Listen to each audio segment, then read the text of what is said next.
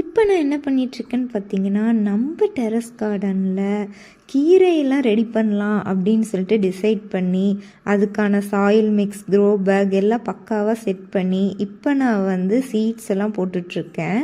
So ரொம்ப எக்ஸைட்டடாக இருக்குது. ஏன்னா இதான் ஃபஸ்ட் டைம் நான் ட்ரை பண்ணுறேன். டோட்டலாக பார்த்திங்கன்னா நான் 6 க்ரோ பேக் எடுத்திருக்கேன். அது ஒவ்வொன்றிலையும் டிஃப்ரெண்ட்டான கீரைகள் நான் போட்டுட்ருக்கேன். ஃபஸ்ட்டு பார்த்திங்கன்னா கொத்தமல்லி தான் ஃபஸ்ட்டு நான் போட்டிருக்கேன். ஏன்னா அது வந்து இல்லாத சமையலே கிடையாது. நம்ம டெய்லி கண்டிப்பாக யூஸ் பண்ணுவோம். அது வந்து நல்லா ஆர்கானிக்காக இருந்தால் நல்லா இருக்குமேன்னு சொல்லிட்டு ஃபஸ்ட்டு அதுக்கு தான் ப்ரிஃபரன்ஸ் கொடுத்தேன். நெக்ஸ்ட்டு பார்த்திங்கன்னா ஒவ்வொரு க்ரோ பேக்காக ரெடி பண்ணி எடுத்து வச்சுருக்கேன். அதில் பார்த்திங்கன்னா ஒவ்வொரு கீரையாக போடலாம் அப்படின்னு சொல்லிட்டு இருக்கேன். என்னென்னு பார்த்திங்கன்னா பருப்பு கீரை, மணத்தக்காளி கீரை, செங்கீரை, பசலைக்கீரை, அதுக்கப்புறம் சிறுகீரை, இந்த மாதிரி எடுத்து வச்சுருக்கேன். ஸோ அதெல்லாம் எது எதில் போடலான்னு சொல்லிட்டு பிளான் பண்ணிவிட்டு ஒவ்வொன்றா போட ஆரம்பிச்சிட்டேன்.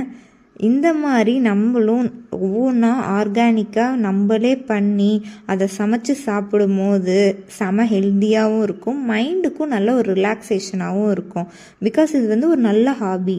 இப்போ 1 வீக் ஆர் 10 டேஸில் வந்து இந்த கீரை வந்து ரெடி ஆயிரும் குக்கிங்க்கு. அந்த 10 டேஸும் பார்த்திங்கன்னா நம்ம அதை வந்து நல்லா கேர் பண்ணணும். அப்போ தான் நல்ல ஈல்டு கிடைக்கும்.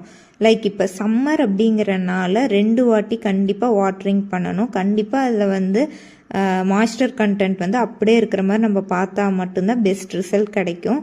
ஸோ நானுமே பார்த்திங்கன்னா அதெல்லாம் யோசிச்சு தான் வந்து நான் முடிவு பண்ணியிருக்கேன். சரி, ஓகே, சம்மராக இருந்தாலும் ஸ்டார்ட் பண்ணலாம், நம்ம வந்து ரெயின்காக வந்து வெயிட் பண்ண வேணாம்.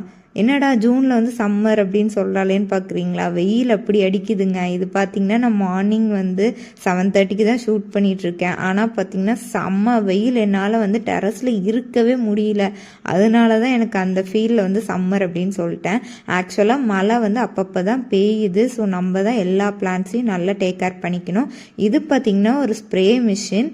இது செம்ம யூஸ்ஃபுல்லாக இருக்குங்க. இந்த மாதிரி பம்ப் பண்ணிவிட்டு நம்ம லாக் பண்ணிட்டோம்னா அதிலே பார்த்திங்கன்னா ஸ்ப்ரே வந்து பயங்கரமாக வருது. நமக்கு ஏற்ற மாதிரி அதை செட் பண்ணிக்கலாம். இன்டென்ஸாக வேணுமா இல்லை மினிமலாக வேணுமா அதெல்லாம் நம்ம அட்ஜஸ்ட் பண்ணி வச்சுக்கலாம்.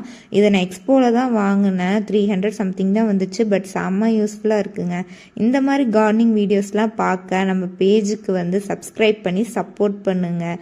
அப்கமிங் வீடியோஸில் இதோட க்ரோத் எப்படி இருக்குது, எவ்வளோ நாள் ஆச்சு ஹார்வெஸ்ட் பண்ணுறதுக்கு, அதை வச்சு என்னென்ன டிஷ்ஷெல்லாம் நம்ம செய்ய போகிறோம் அப்படிங்கிறத பார்க்கலாம். தேங்க்யூ.